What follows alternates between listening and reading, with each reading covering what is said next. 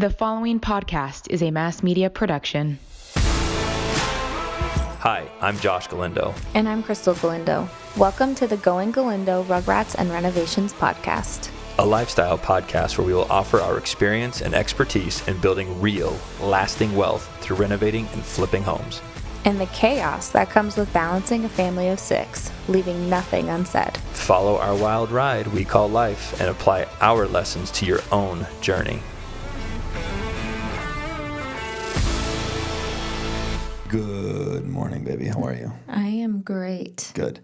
So today we're going to cover a really exciting topic. Cash flow. Why is cash flow of value? There's lots of reasons. I don't know how you're going to sum it up in one episode, but... Well said. I'm going to do my best. So we're going to talk about the difference between covering your bills and living in abundance and with financial freedom. Yes. Okay, we're going to go over that. We're going to talk about how not to put yourself in a position to have negative cash flow on your property. Right. We are going to talk about how to increase the cash flow on your property and a whole bunch of other cool things. Yeah, all about cash flow, baby. Cash flow, cash flow, cash flow. Cash is king. Cash flow Okay. is king. All right. Let's get started. Okay. Hey guys, I want to take a second to shout out one of our sponsors, the House of Vegas. I've used quite a few home staging companies, and they are by far the easiest ones to work with. There's no drama, they won't nickel and dime you, and in my experience, they act quickly with little notice. Staging your listings makes a huge difference. Thomas at the House of Vegas can help you out. Call him at 310-503-3611. You know, there's many ways to make money. You can make money by buying into a cash flowing asset, which means that you buy an asset and it spits off cash flow. It has a monthly return, a quarterly return, but it's constantly spitting off new money. That would be a cash flowing asset. Or you can make money by buying an asset that appreciates in value, and then you sell it and you capture the appreciation component. You know, you put back in your pocket what you paid for it, and then you put the appreciation in your other pocket. That is another way to grow wealth. Which one do I like? I personally prefer cash flow. I think cash flow is king. And why is it king? Maybe there's something to it that movement of anything is good. You know, nobody likes stagnant water. Right. It dies, it rots, it turns into muck. You know, but moving water is beautiful and abundant. And I think maybe the same thing applies with cash flow. As long as money is moving in and out and it's constantly circulating and you're getting new money, fresh money, there's value in that. But the main thing that cash flow does for us personally is it pays for my lifestyle. As long as my lifestyle is paid for, there should be very, very little stress in the pay my bills department. Right. And I think as soon as that stress creeps in about how to pay my bills, then I don't perform as well as I think I could. So for me, it was how quickly can I get to a space where I never have to worry about my bills again? Right, but that doesn't mean you work less. No, I don't work any less. If anything, I've become more productive. Right. I've become more efficient. I've become better at what I do because the storage that was being eaten up with the fear, worry, and concern of paying my bills is now gone, and that space has been filled with how to be better at what I do. That's why I love cash flow. Yeah. Can you elaborate on the cash flow? You said it's to cover your bills, right? But some people might take that as, I'm not going to work anymore. It covers my bills. Well, the thing is think about it like this. If I generate enough cash flow to simply just pay my bills, technically what I'm signing myself up for is living paycheck to paycheck. Right. So if anything catastrophic in my life were to happen, market corrections, health issues, anything big, then I'm literally living paycheck to paycheck. I wouldn't be able to save anything. Okay, so that statement of making enough money to pay my bills isn't really financial freedom. Right. Financial freedom is making enough money to pay my bills plus blow $20,000 a month, $30,000 a month, $40,000 a month with complete freedom on anything I want. And or blow 20,000 and save 20,000. So now I know every year I'm saving 240,000 as a nest egg, so pay all of my bills plus save 20 plus blow 20. To me, that's financial freedom. That's true financial freedom. Making enough just to pay my bills doesn't do anything other than eliminate the fear of having to wake up and go, I have to make enough money today to pay my mortgage, my car payment, my kids' tuition, my wife's, spending, and my family's, needs. That is a taxing thing to have to think about every day. So to get to my financial freedom, my first task was getting rid of the energy needed to overcome those thoughts. If you're looking for some family fun, I know I always am. Check out Circus Circus Hotel and Casino. At Circus Circus, there's something for everyone.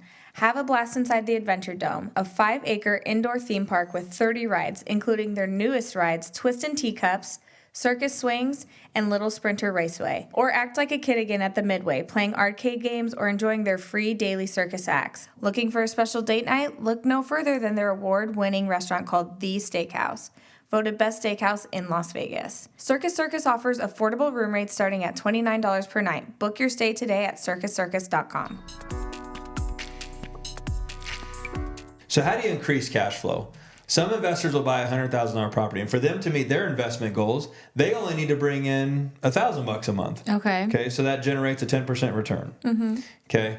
But if the market goes up and now it's worth $200,000, to them they go, it may not make any sense for me to raise my rent aggressively to meet today's market prices because I don't want to lose my tenant. Right. And I'm only into this thing for $100,000, so I'm happy making $1,000 a month. I might raise it to $1,100 a month. But then I come over here and I say to myself, okay, if I can buy that property for $150 and it's worth $200, and I know that it'll rent for $1,400 a month, then I can go in and entice that investor to sell it because they make $50,000, and then I have to go and get the rents up, right, to justify my purchase price and meet my financial goals that I've now set in place. So I buy the property, $150, knock on the tenant's door. I go, listen, rents in the neighborhood are going for $1,600 a month. Right. You're paying $1,100. I don't want to break your bank because you're comfortable and happy living here. Right. You don't want to move. You don't want to move. And you I don't want them you to move. Yeah. I want you to stay here. So here's what we'll do: is we'll meet in the middle. I'd like to increase your rent to $1,400, and if you don't like that, here's the competing properties in the neighborhood that you're welcome to go move into, and those ones are $1,600. So if anything, you can't duplicate the deal that I'm giving you right now of $1,400 a month. So take it or leave it, and obviously there's a level of finesse in that whole game. But now my financial goals are being met by increasing the rents. Right. Okay. Now the next thing is that life always gets more expensive. Yes. Right. Right. So every year every time a lease is up on one of the properties, I've got to go back through and analyze our rents. Have they gone up? Have they stayed the same? Or have they gone down? And if they've gone up, I have to have that conversation again. Right. I call the tenant. I say, here's what you can move into. I'd like to make this a win-win. We need to increase your rent. And most of the time, they're okay with it because most jobs adjust for cost of living increases. Right. It's just a part of the pay schedule. So hopefully they're getting a raise at their job, and that will help pay for their rent increase. Their increased cost of living. You've got to constantly watch all of your properties and make sure that rents are staying very close to market value. I was going to say, I don't think you do very many at market value. Most of them are below market value because you want to keep the tenant. Yeah, I think that brings up a really great point. I think there's more value in keeping your tenant in place and happy and consistently paying slightly below market than there is in knocking on the door and saying your rent's going up $400 a month. Right. And then them going, I can't afford that, and them leaving. Now, here's why that works, is I was chasing $400 more a month. Right. $400 a month times 12. That's $4,800 a year. Yep. The second that tenant leaves. Yep, you lose a month. I lose a month. So there goes whatever they were paying, call it 1,000 or 1,200. Repairs. 1,100. We'll call it 1,000 for the scenario. So we lose a month for 1,000. Okay. I got to carpet the place. Right. Okay. That's 1,800. Right. Call it $2,000. So now I'm at 3, and then I got to paint it. That's another 2. So I've gone backwards $1,000. It cost me $5,000 to turn that unit over. Right. And I was chasing 4,800. Right. I'd rather just... It takes you a whole year to catch up. Yeah, it takes me a whole year and some time to catch up. Right. And that's assuming that tenant stays. What if that tenant moves out? Right. If you have a good tenant, I would do everything you can to keep them. Mm-hmm. Because that turnover is so expensive. Right. It's so expensive. So keep your turnover low and your profits high. Yeah. The only way that I can think that you would go negative cash flow is if you've over-leveraged the property. I was going to say, I don't even know, what is negative cash flow? What does that mean? Does that mean you spent money, basically? Negative cash flow means that you're writing a check to own the property. Okay. It's negatively cash flowing. So all of your bills to own the property, between the mortgage, the property taxes, the insurance, the HOA, the trash, the sewer, the property management, et cetera, et cetera, et cetera, all of that exceeds what the property is bringing in. So a loss. It's a loss. Okay. Negative cash flow. Yeah, it's a loss. Okay. I was like, because that sounds like an oxymoron. Negative, but cash flow. Right. I don't get it. Yeah. No, that was good. So negative cash flow is when the property simply isn't producing enough cash flow to cover its own expenses. Mm-hmm. So, yeah, that can happen. How does that happen? That happens by over-leveraging the property, which is my big beef with Burr. Mm-hmm. Burr's intent is to be completely out of the property. Right. Have no money left in it. If you have no money left in it, it probably means that the loan is all the way up to what it's worth. So now if there's any blip in that radar at all, you could end up going negative cash flow. So we had an agent in the office come to us and say, I would like to buy my first rental property. And we were like, well, of course, we'd love to help you. And we coincidentally had a great piece of property that I wish I would have kept, because now it's up $75,000 from what I sold it for. But we were like, buy this one. So this is where a lack of experience comes into play. Yeah. So he analyzes this deal.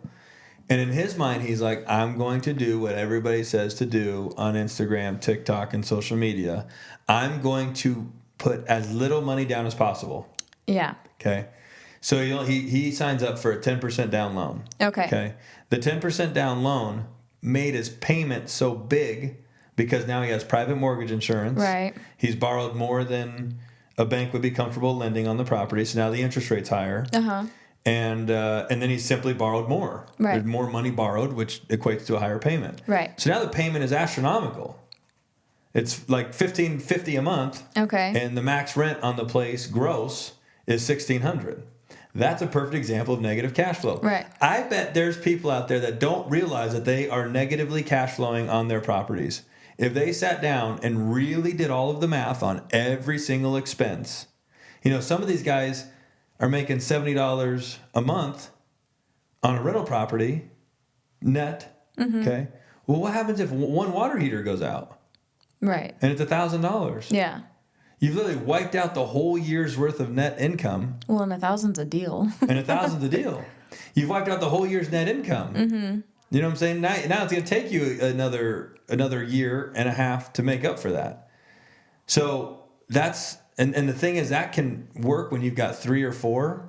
If you're duplicating this, you're not paying attention to your numbers, you can wake up one day and go, holy shit, my investment portfolio is losing money. Mm-hmm. I remember when our old bookkeeper came to me and goes, Josh, you've spent $65,000 on repairs this year. Mm-hmm. And I was like, yeah. We only brought in 200 or whatever. Right. These were the early days. But I was like, I got to either get rents up, or I got to figure out how to manage these tenants' expectations around repairs. Right. Or I got to fix my turnover problem. Right. Because then that amount of money was fixing up when people leave. Yeah. Yeah, and turning them over. So I was like, okay, I failed a little bit. Instead of crying over the failure, I'm going to embrace the lessons surrounding it, and I'm going to make it better. I'm going to fix them. Mm-hmm. And that's what I did. And now we've got, checks and balances in place. It goes back to your appliance clause in the lease, you know? Okay, guys, I'm going to take a second to talk about one of our sponsors, Desert Radiology. I know from personal experience how important early detection really is. That's why I recommend Desert Radiology. They have been serving the community for over 55 years and have convenient locations all across the valley. Not only are they a trusted radiology partner of 12 area hospitals, but they are the official imaging partner for all of the Las Vegas sports teams, like the Vegas Golden Knights, the Las Vegas Aces, Lights, Aviators, UNLV, and the Henderson Silver Knights. To learn more, visit their website at www.desertrad.com or make an appointment at 702-759-8600. So, to summarize this segment, how do you avoid negative cash flow? Be very, very, very careful about how much you leverage. Focus on turnover and reducing that. And put in checks and balances in your lease so that the tenants can't abuse a repair clause. Right. What everybody has to remember, and I'm going to get all kinds of hate for this, is that the tenant's the one that is using the property.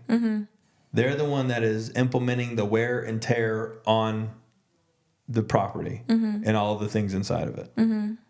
So if things are breaking on their watch, it's because they're probably not being very careful. Is it kind of like when you're leasing a car and you have to change the brakes or do an oil change or replace the air filter? Yes, beautifully put. When you lease a car, you don't get to go drop it off and say, hey, fill it up. Right? Right. No, like literally the lease payment covers your use of the vehicle. Yeah. Everything outside of that, the maintenance, all of that has to be done by you.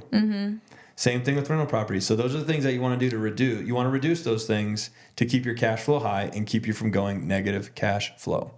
That was good. Thanks, Boo. Good job. All right. That'll wrap that one up. Yes. I hope that was of value, guys. All right, guys, that's going to do it for today. Thank you so much for listening. If you enjoyed the show, please rate, subscribe, and share our podcast. You can also connect with us on social media or at galindogrouprealestate.com. Until next time, thanks again for listening.